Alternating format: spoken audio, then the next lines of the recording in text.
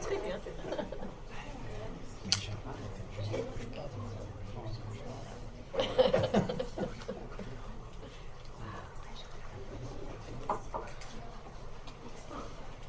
Alors on va continuer pour la dernière partie de cette journée. On accueille donc M. Arduino Cantafora, qui est architecte milanais mais qui vit depuis de nombreuses années à Lausanne. Donc quand on a mis en place cette exposition qui recoupe architecture, narration ou représentation et quotidien, on a assez vite pensé à sa présence, puisque c'est des sujets qui l'intéressent.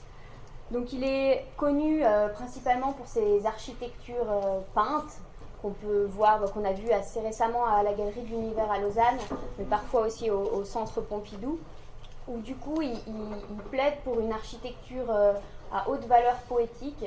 Vous pourrez voir à travers le travail cette poésie qui transparaît à travers ses dessins. De nombreuses personnes le connaissent ici parce qu'il a longtemps enseigné à l'EPFL toutes ces questions de représentation. Et donc lundi, il y aura une conférence dans le cadre de l'exposition Aldo Rossi à l'EPFL pour l'entendre à nouveau si vous le souhaitez. Alors, on avait pensé projeter quelques images, mais je crois que vous allez le faire, donc ce sera plus parlant que moi. Donc je vous laisse la parole. Merci. C'est gentil, merci.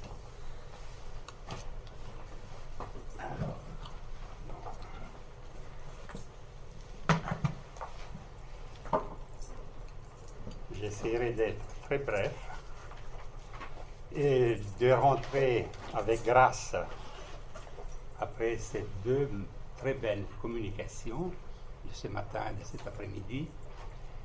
Moi, je ne toucherai pas ce genre de sujet, même s'il m'interroge beaucoup. Cette forme d'expression vitale qui habite chacun de nous et qui peut être exprimée d'une manière tout à fait personnelle, individuelle, selon les esprits qui ont été présentés dans ces deux précédentes interventions. Moi, je me remets toujours volontiers à la source des choses. Ça me semble que dans notre société, dans cette période historique, il soit assez important d'essayer de revenir aux origines de ce qui a fait ce que nous sommes. Et chaque société devrait chaque fois s'interroger, revenir en arrière, se reposer des questions, disons même d'ordre étymologique, sur la signification de la première forme de communication, la plus raffinée que nous avons, la parole. La communication à travers les mots et ceux qui cachent les mots. Et le cadre général de cette exposition, qui très gentiment m'a invité pour cette communication, annonce la narration du quotidien. Le quotidien, c'est un mot qu'on utilise souvent, très souvent, on abuse même. Et quotidien, il a sa racine dans l'adverbe latin quotidie, qui à son tour, ils viennent des quota dies, chaque jour. Donc ça veut dire que le quotidien, c'est le croisement entre un prénom, quota, quotus quota, quotum, et dies diei, un des rares noms de la 5e déclinaison, très rares, sont très peu si on regarde dans les dictionnaires.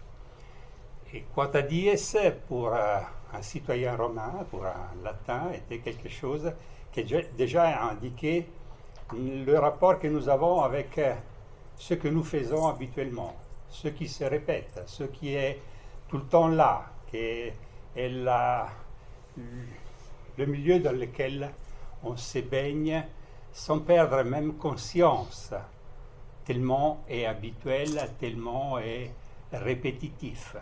Et pourtant, dans cette répétition continue, il y a le sens dans lequel on sème jour après jour la signification de nous y être.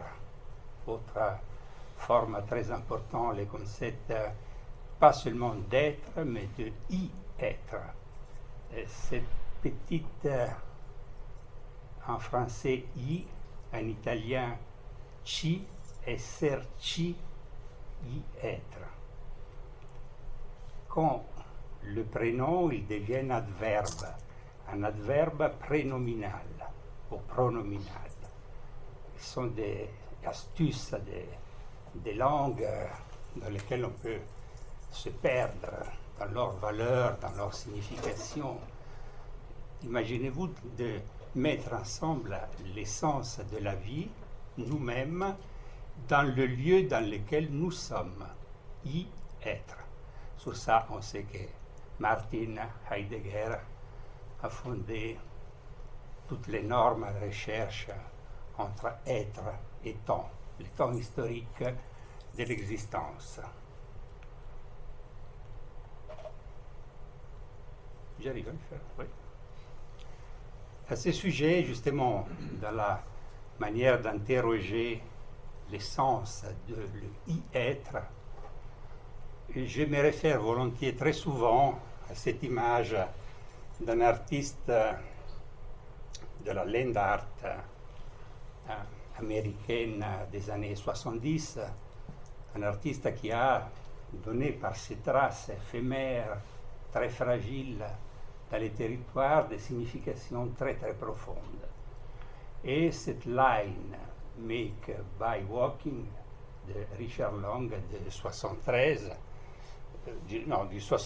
là dans le spécifique 67, c'est comme dire la valeur de la trace qu'on laisse dans les territoires pour le fait même de marcher. Vous savez que dans l'étime du mot terre, herd, art, il y a l'idée du mouvement. Terre, il prend sa racine dans quelque chose de beaucoup plus ancien, dans lequel l'indication de le y être, il signifiait l'aller et venir, la circulation. Et terre, dans la signification de la sphère du globe, il garde en soi l'idée du mouvement, de la transition, de la transhumance, qu'il soit du bétail, qu'il soit de l'humain. Mais cette trace, il faut toujours la tenir vivante, parce que si on la laisse, la nature, il va récupérer la trace, il la range, il la mange très rapidement. C'est-à-dire alors que dans ce geste conceptuel, le fait que lui-même, il continue à faire ce trajet, il le fait en sachant qu'à partir du moment où lui, il ne le fera plus, cette trace sera disparue. Dans la forêt des lettres heideggerienne, dans les Holzwege, tout ça est évoqué d'une manière fortement philosophique, donc rationnelle, mais fortement poétique aussi. Et l'idée même que ces traces soient à la lisière entre la clairière et la forêt, il nous indique aussi cette situation de frontière dans laquelle nous sommes tout le temps, entre état de nature et état culturel. Donc, ces deux conditions dans lesquelles nous nous confrontons. Et aujourd'hui, cette confrontation est devenue même terrible. Il a une angoisse en soi très forte. L'idée de ne pas blesser la nature au-delà du possible et en même temps le besoin d'affirmer notre propre culture, parce que la nature, comme Léopard disait, est cruelle. Il n'a pas un respect pour nous. C'est nous que nous devons avoir respect pour la mère nature, pour la mère terre, mais ce n'est pas dit qu'il y a le chemin en sens inverse.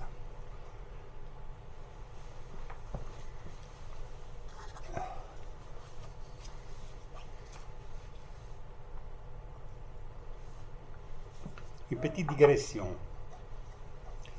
Œuvre d'art, mais surtout œuvre.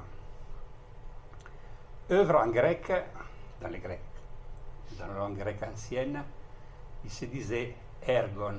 Et en effet, c'est un mot qui a été, disons, inventé par Aristote. Il n'existait pas, même si un Athénien du IVe siècle, il pouvait bien l'entendre.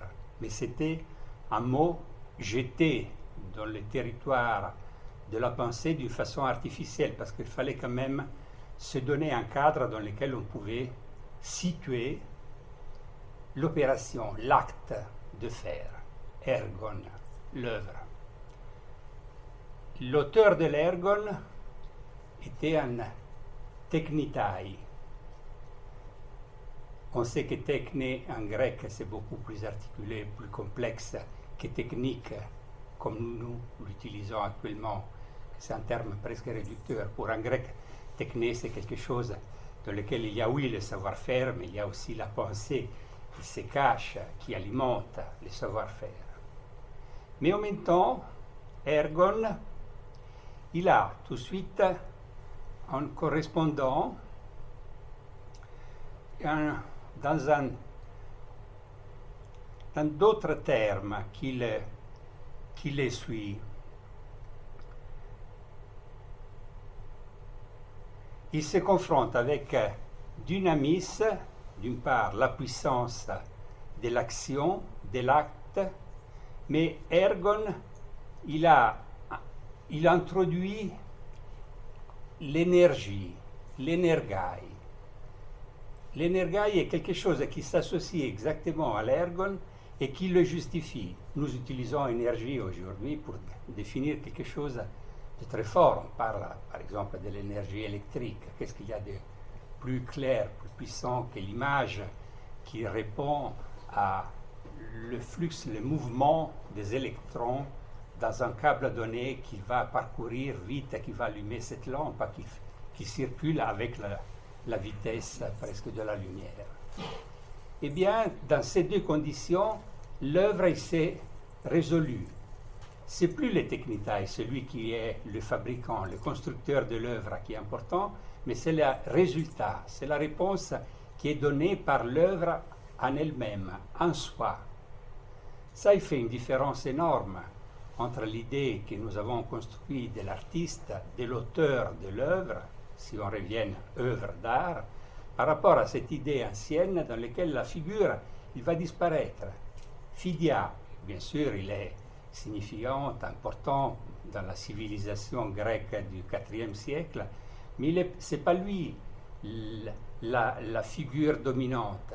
Lui est capable de mettre en forme quelque chose qui assume une pleine autonomie.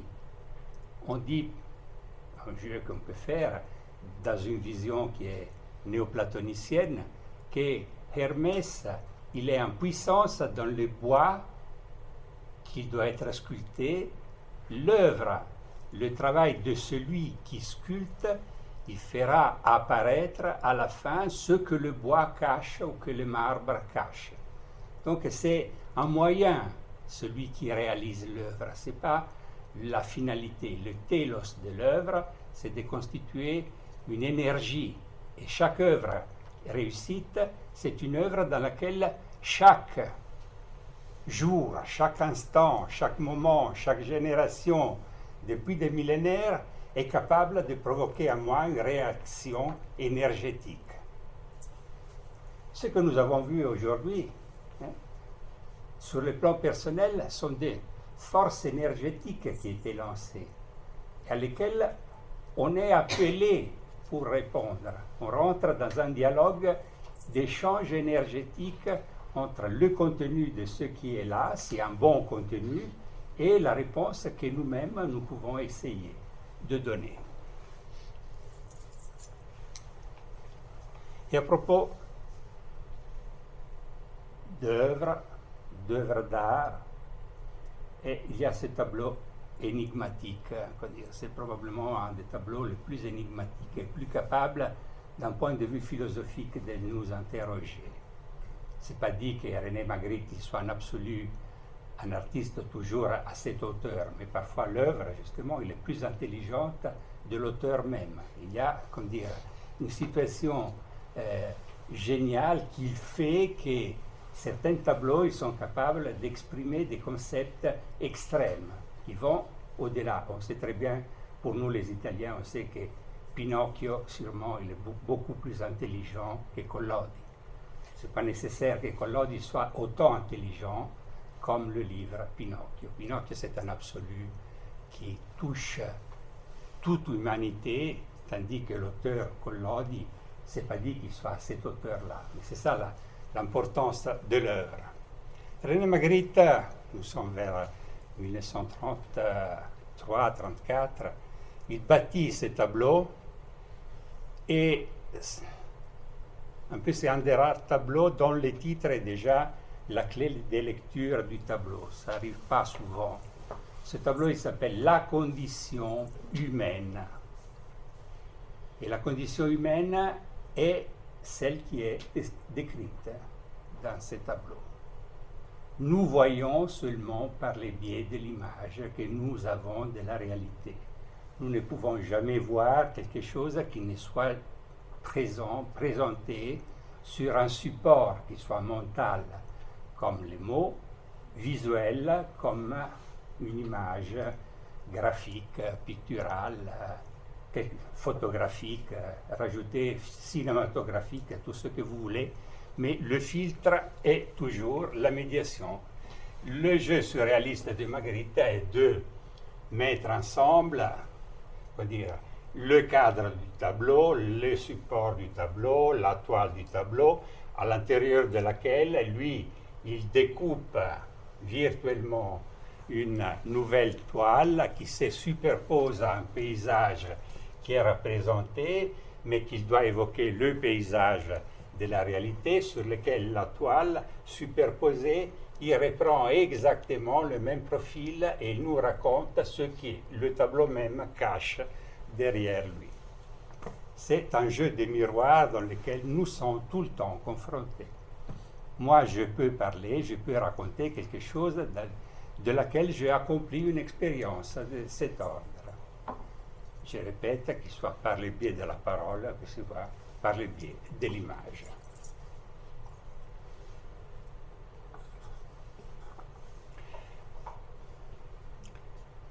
Le fameux œil de Ledoux. L'œil de Ledoux, le théâtre de Besançon, le projet du théâtre, le regard, le reflet, le miroir. Dans cette image, il y a dedans une grande partie de l'histoire occidentale. Ce jeu du double entre la fenêtre, parce que il y a le débat, qu'est-ce que c'est l'œil? C'est la projection de l'âme, c'est la projection de l'intérieur, ou c'est la fenêtre dans laquelle l'extérieur il rentre dans l'âme? Dans la vision que Ledoux nous présente, le jeu est double, parce que lui, dans la pupille de l'œil, dessine le rêve du projet, parce que le projet, il n'a pas trouvé encore, construction, il n'a pas trouvé encore la surface du réel, il est encore l'idée du projet. L'idée du projet, il se projette à l'extérieur en tant que bâti, et de ce rêve de l'extérieur, il rentre à nouveau dans la pupille comme communication de intromission, les fameux œillets-de-là qui rentrent dans la vision euclidienne du regard et la capture de l'œil de cette petite fléchette qui rentre en nous. Ici, il y a aussi une grande clé de notre rapport au monde de la vision, au monde de la construction virtuelle des choses, et à partir de ça, de cette dialectique, on la retrouvera tout de suite après, ici. Un des mythes fondateurs de notre histoire, le mythe de Narcisse. Ovide, dans le Métamorphose, à part le fait qu'il y a une des plus belles pages de la littérature mondiale de tous les temps, si vous ne l'avez pas lu, je vous conseille vivement de le lire parce que d'une beauté au-delà de toute imagination. L'histoire de ce jeune garçon, le plus beau sur Terre, Narcisse, qui après toute une série d'aventures et de révision. Tiresias, il le dit à sa mère, Tiresias, il est toujours présent. Lui qui est aveugle, il peut raconter l'histoire de tous. C'est Tiresias même qui avait raconté la fin d'Achille, et comme il raconte maintenant la fin du garçon à la mer. Parce qu'il y a toujours ces mères angoissées, qui veulent savoir. C'est mieux de ne pas savoir la destinée qui nous attend. Et lui, il dira à sa mère, il vivra jusqu'à quand il n'arrivera pas à se reconnaître. S'il ne se reconnaîtra pas, il vivra. Au moment dans lequel il se reconnaîtra, il mourra. Et le jeune homme, Narcisse, il se retrouve dans un bassin d'eau, là où habite la nymphe Salmakis. C'est un lieu extraordinaire. Jamais un animal était allé boire, jamais une petite feuille est tombée. C'est vraiment la représentation d'un état de pureté de l'eau en tant que miroir. C'est exactement l'eau miroir. Et lui se projette dedans. On le voit ici dans ce fresque pompéien, dans lequel il est là, la projection dans l'eau, et petit à petit, malheureusement pour lui, il arrivera à se reconnaître. Et derrière ce mythe, il y a toute l'histoire de la prise de conscience de nous par rapport au monde. Nous sommes dans la mesure où nous sommes capables d'y être.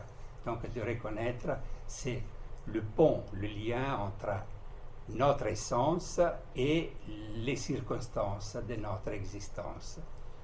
L'histoire est très complexe, on n'a pas le temps de s'allonger trop autour de ça.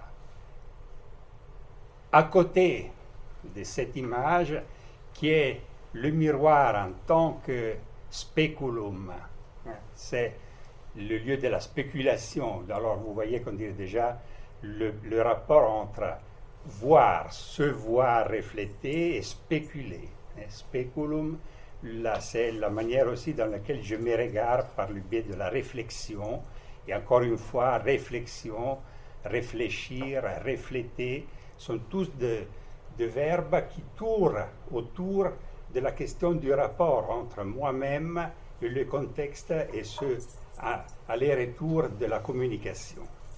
La deuxième, je disais, image qui fait l'autre face de cette prise de conscience de notre présence en tant qu'être vivant, c'est l'ombre.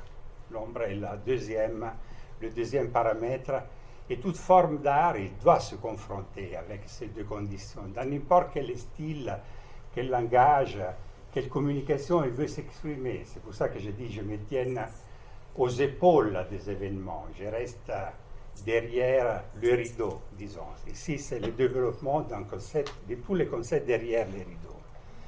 L'ombre, schia, en grec, larva, umbra,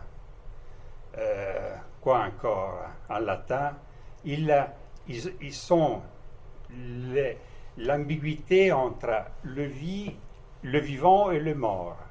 Parce que larva est soit l'image du vivant décédé, c'est le nouveau-né qui vient au monde et qui n'est pas encore entré dans la société par le biais d'un rituel qui, dans le monde chrétien, est devenu le baptême, mais avant, il y a toujours eu, dans n'importe quelle civilisation, le rituel de introduction, d'acceptation du nouveau-né pour entrer dans la société. Et dans l'image que Parmigiani fait de soi-même, un autoportrait avec la projection de cette ombre, il nous raconte la question entre le cas et le caïbite de la culture égyptienne.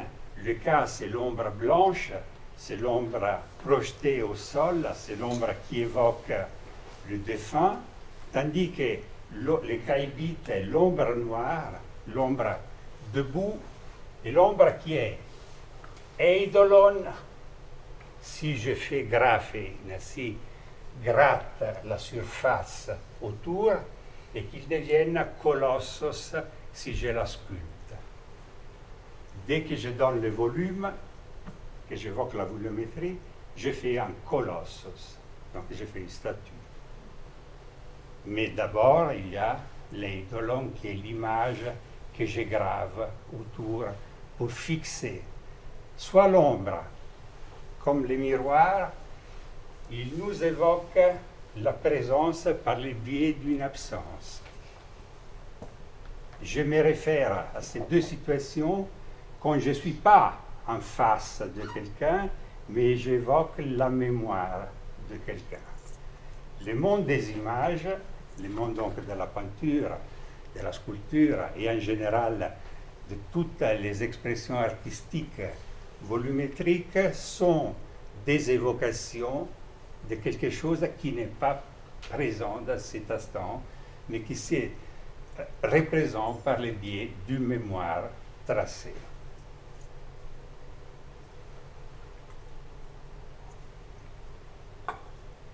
Après, on peut jouer, évidemment, dès que je parle d'ombre, de tous les caractères métaphysiques, mystérieux qui s'associent à la vision de l'ombre, l'ombre, des ombres inquiétantes, comme dans ce tableau de De Chirico.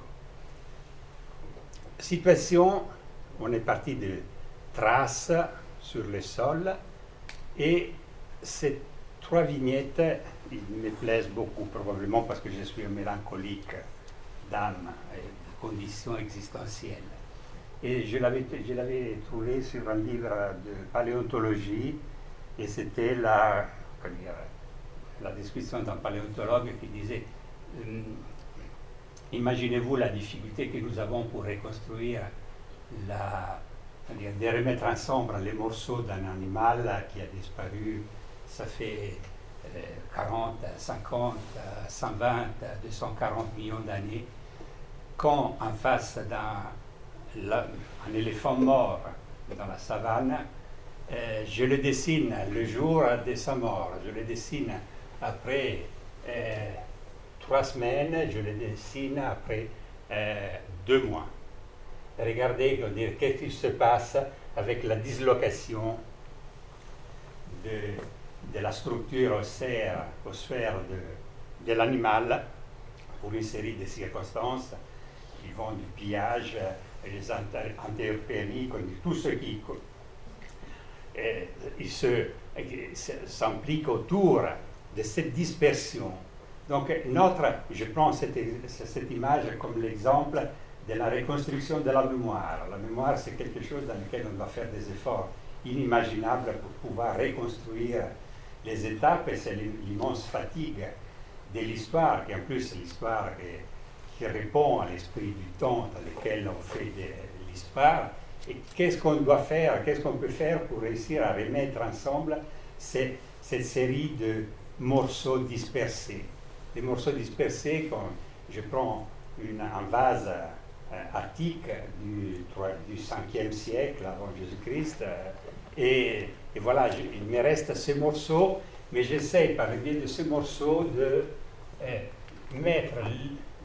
les restituer dans une topographie qui puisse, même dans l'absence, réussir à me redonner la valeur de la forme de la chose, les documents. Et plus on a de la difficulté à mettre ensemble et à colloquer les morceaux, et plus on a un sentiment de respect, presque de cure, la volonté de sauvegarder ce qui reste témoignage de quelque chose qui n'est plus là. Et notre époque est particulièrement sensible à ça.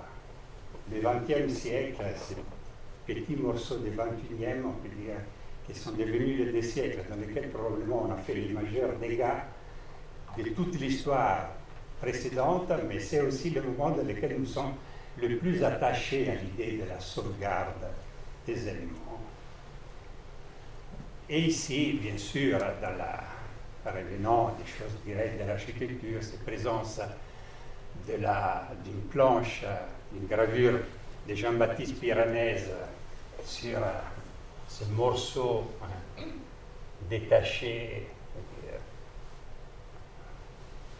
d'un plan urbain dans lequel lui rajoute aussi son, disons, proto-romantisme.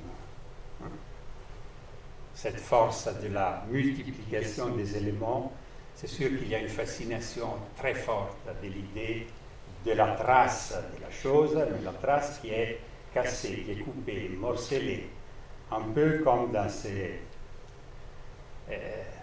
désastres d'une géologie dans lesquels l'unité était cassée. Vous savez qu'au XVIIIe siècle, c'était une crise d'identité énorme, comme par le biais du monde fossile, par le biais des recherches géologiques, on a commencé à comprendre que la vie de la Terre n'était plus les 6000 ans que la Bible avait affirmé. 6000, il devient 12, il devient 25, on est arrivé à 4 milliards et 500 millions d'années. Et dans ces 4 milliards et 500 millions d'années de la Terre, notre présence qui est, ça n'existe même pas. 24 heures la vie de la Terre, la présence de l'homme sur Terre, un dixième de seconde. Ça, c'est le rapport. Dans ces millions d'années, il y a eu des cataclysmes, il y a eu des dégâts, il y a eu toutes sortes de... Et dans l'histoire du vivant générique, des bactéries à nous-mêmes, les 92% des populations qui ont habité la Terre, ils sont disparus. Donc nous sommes les 8% restants, mais nous sommes aussi les plus jeunes. Nous bipèdes, mammifères bipèdes. Ça, il nous raconte de quelque chose qui était unitaire, qui s'est cassé, et après il a coulé du carbonate de calcium entre les gouttes, il s'est consolidé, il s'est fixé, et il a constitué cette forme qui est devenue même un élément décoratif. Dans un apparat, on le trouve souvent le long des nefs des églises, cette brèche magnifique, parce que c'est vraiment le plaisir de voir quelque chose dans lequel les éléments, ils sont tout fragmentés, mais bref, on ne dit plus rien. La terre, le quotidien, tout ça fait partie du quotidien, il devrait faire partie du quotidien. Et un père de feuillet des paysans de Van Gogh, il fait partie d'un quotidien extraordinaire, c'est ça. Là aussi, Heidegger écrit dans la naissance de l'œuvre d'art, il y a un paragraphe sur ce père de feuillet qui est merveilleux, dans lequel il dit qu'est-ce qu'il y a de plus vilain, banal d'un père de feuillet. Et là derrière, si j'arrive à les interroger, et je trouve tout l'essence d'une vie d'appartenance, l'essence d'un territoire, une culture, tout ce qui est lié à l'utilisation d'un produit qui est capable de me conduire dans la boue de la terre, dans les jours de soleil, dans la fatigue, sont à côté du lit, sont à côté, Heidegger nous dit, de l'inquiétude d'une naissance, de la douleur d'une mort. Ils sont les témoignages d'une existence. Qu'est-ce que j'ai fait moi? J'ai fait rond. Mais vous me permettez de terminer avec ce quotidien extraordinaire. Vous êtes à Madrid. Ahí está. Vous savez. A Prado, Las Meninas, titre à rajouter. Il n'y avait pas un titre, ce tableau. 3,25 m sur 2,60 m. 1556. Construction du tableau. Velázquez, Diego Velázquez, Dieguito, comme encore aujourd'hui il l'appelle à Séville, Il est né en 599. Il est depuis longtemps désormais le peintre officiel du roi Philippe IV. Il se représente et représente ces scènes dans une situation absolument banale, absolument quotidienne.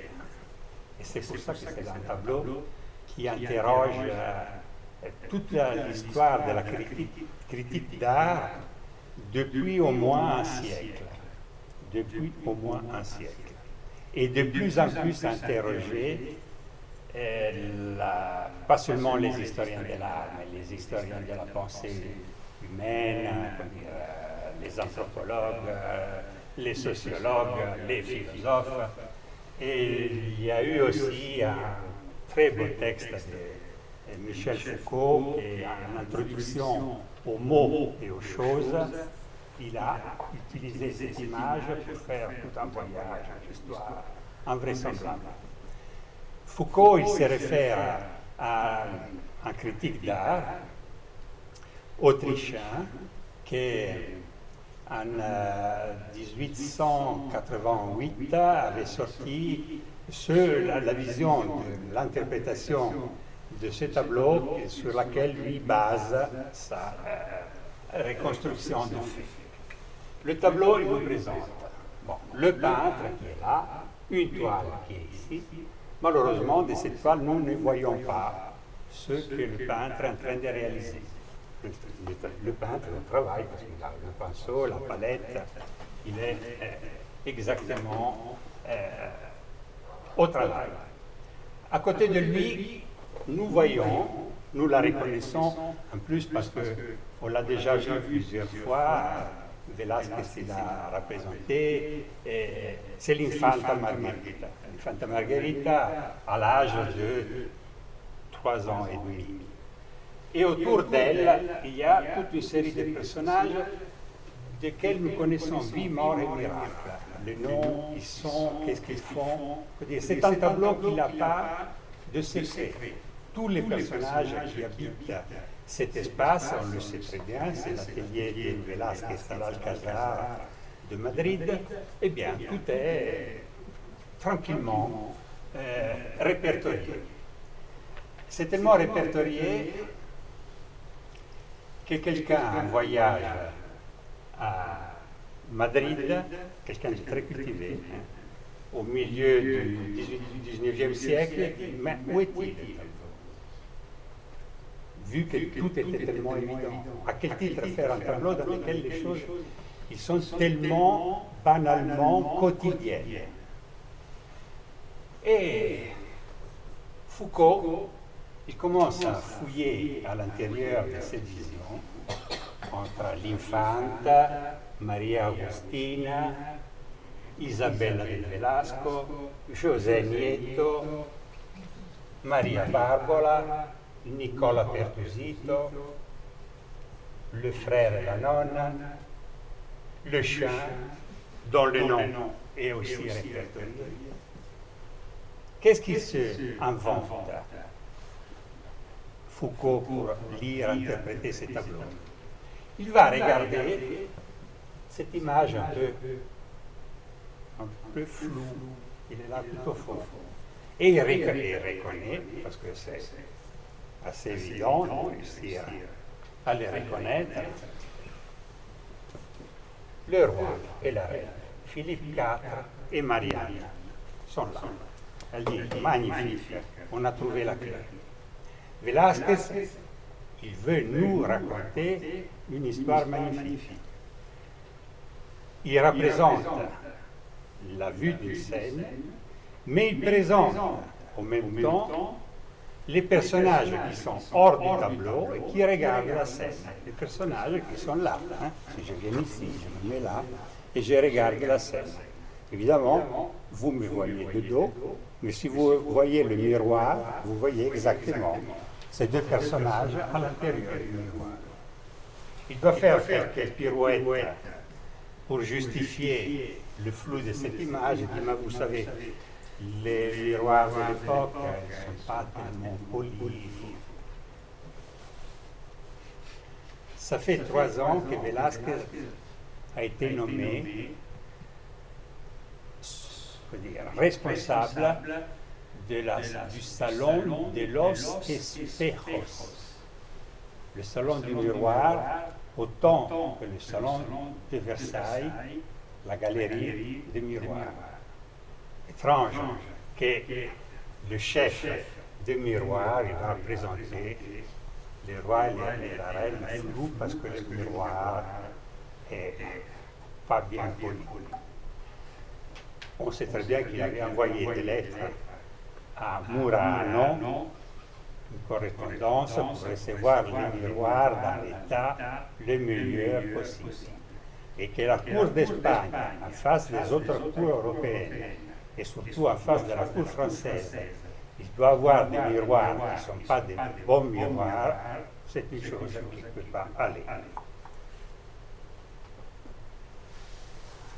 La lecture de Foucault via Karl Justi, le critique autrichien, probablement fausse le jeu de la chose, qu'il est probablement beaucoup plus complexe. Mais la complexité de Foucault est une complexité politique, parce que Foucault, en disant ça et en déplaçant le roi et la reine, avait donné statut à l'observateur. Moi, petit homme du XXe siècle, je peux me sentir à la place du roi et de la reine qui regardent le tableau.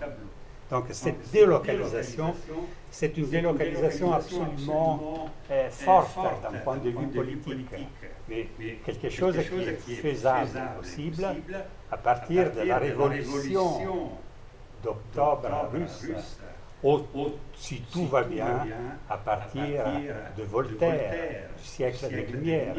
Mais dans le XVIIe siècle espagnol, Velázquez, qui puisse penser de mettre un pauvre citoyen à la place du roi et de la reine, je ne vois pas trop.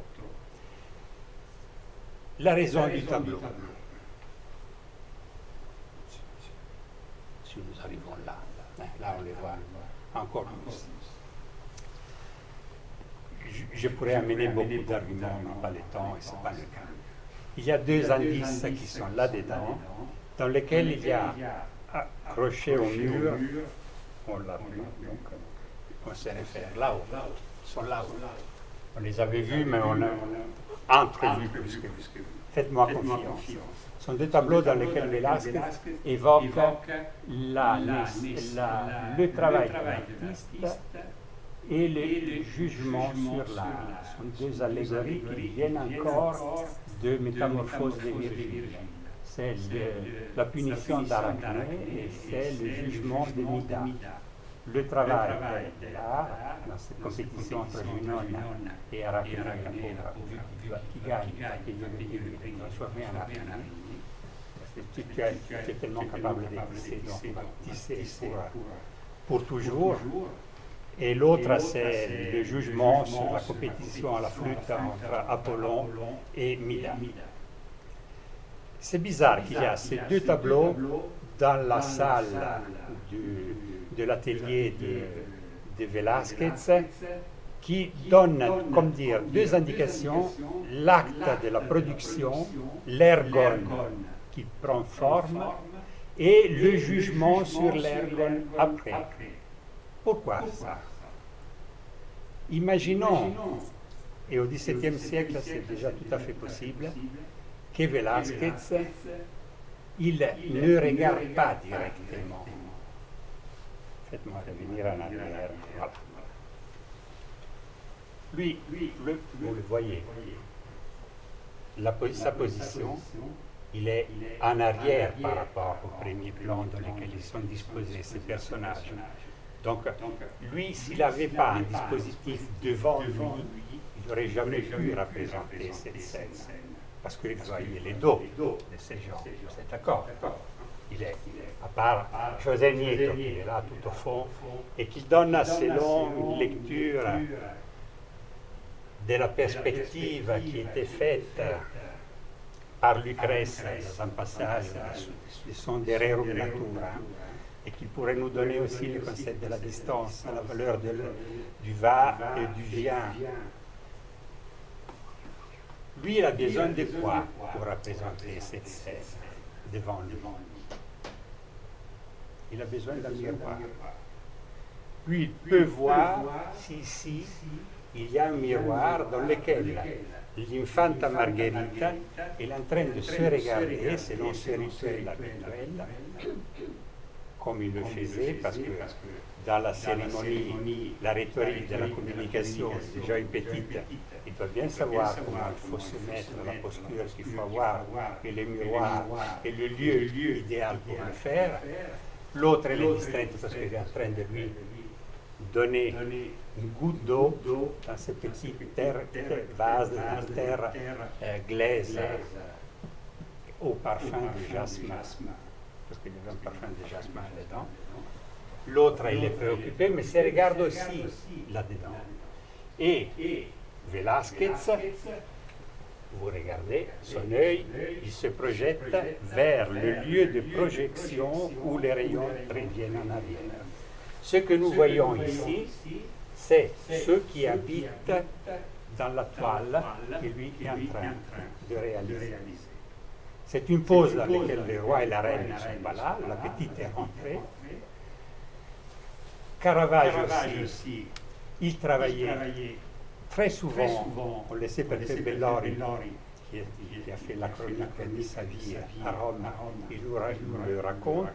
Très souvent, Caravage, il représentait, il avait le modèle dans l'atelier, mais il peignait ce qu'il voyait projeté dans les miroirs. D'une certaine manière, c'est le début de la chambre claire qui deviendra la chambre obscure et qui amènera après à l'objectif de la machine, de l'appareil photographique. C'est-à-dire c'est comme un acheminement de ce passage dans lequel le lieu de réflexion est le point de départ, parce que c'est vrai que c'est beaucoup plus facile de représenter quelque chose qui est projeté en surface plate plutôt que représenter directement la volumétrie du réel. Donc pour finir, nous sommes projetés à l'intérieur du lieu dans lequel cette scène est en train de vivre. J'aurais beaucoup de choses à dire, je crois que c'est le bon moment de s'arrêter. Merci.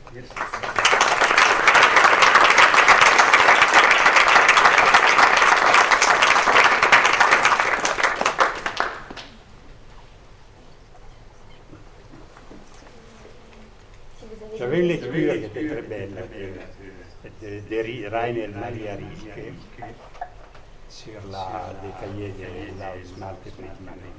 Je ne sais pas lequel. L'autre fois.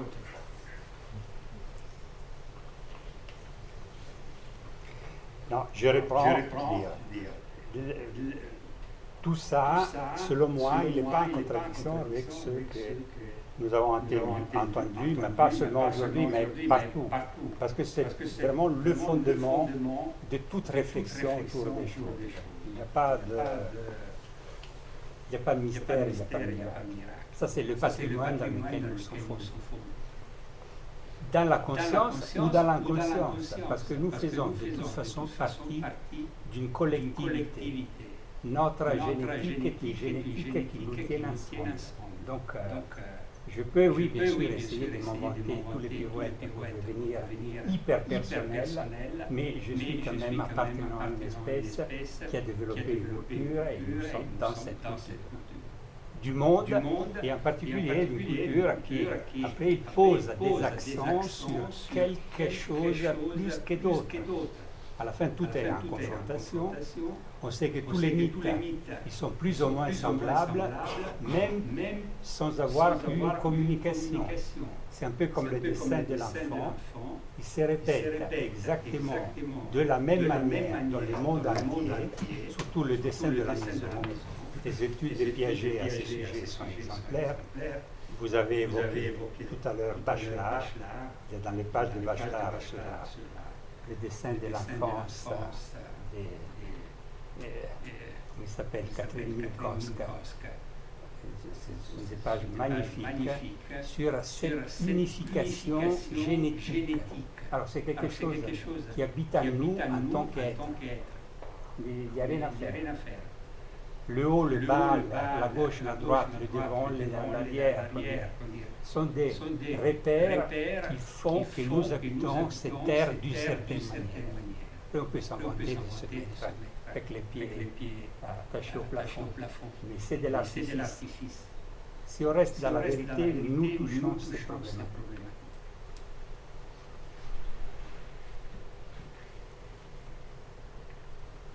On y va. Il y a encore de la lumière. Merci.